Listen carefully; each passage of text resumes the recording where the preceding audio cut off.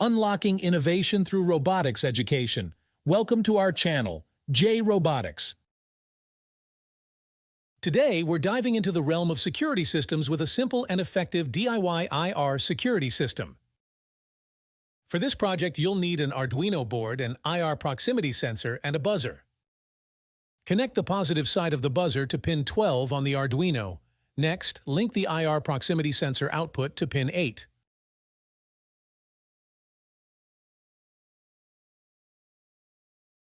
Before we upload the code, ensure you've selected the correct board and port.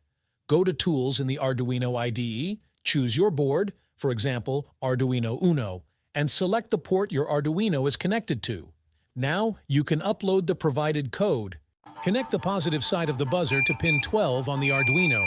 Next, link the IR proximity sensor output to pin 8.